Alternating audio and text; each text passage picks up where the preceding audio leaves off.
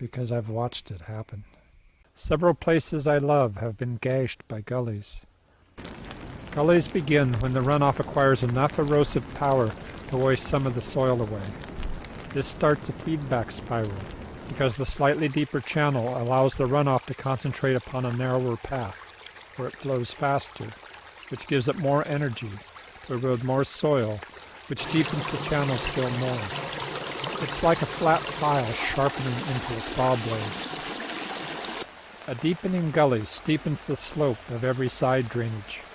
This steepening speeds the runoff, and the same spiral of erosion begins clawing its way up each side channel. Gullies cut down into the water table. Groundwater that used to percolate slowly through the soil now seeps into gullies where it flows quickly away. Outflow becomes greater than inflow, and groundwater diminishes. The water table drops as the land's lifeblood oozes away. Less plants can grow, so the soil receives less protection from the baking sun and the pounding rain. Less plants offer less surface to hinder the runoff's passage, so the runoff flows faster. It's like losing your brakes on a hill. The runoff gathers into the main drainages faster, creating higher surges of water, which cut the gullies even deeper, draining even more of the groundwater. Possibilities drain away as the soil and the gift of rain and life spiral down. Can't anything be done to stop it? That's what I started wondering. I see these beautiful places bleeding to death, and I started wondering, is there some way I can dance through the rain in the land that can reverse this downward spiral?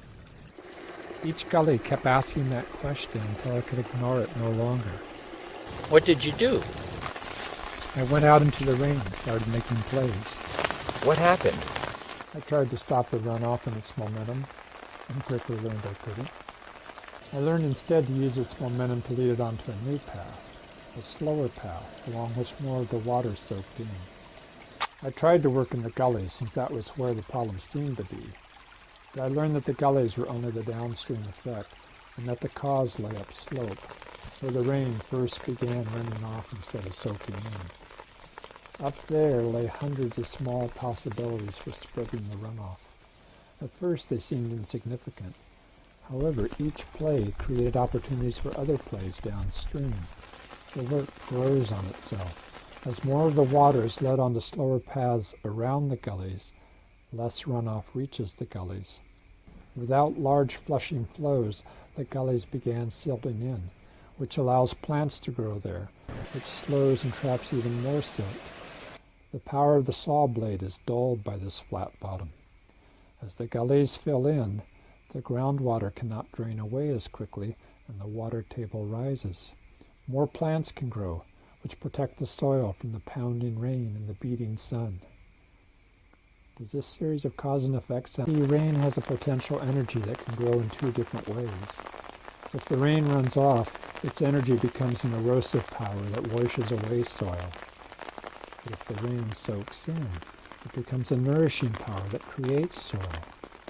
Two powers, the power to drain away possibilities and the power to create them. It can go either way. The first power is highly visible as it roars through the gullies for a few hours. Power, concentrated like this, is the kind we can see and learn to want. The second power is invisible. The water soaks quietly into the ground and disappears. Its power is diffused over the broad slopes and spread out over weeks of silent growing. Though this power is invisible, it contains the power to raise the earth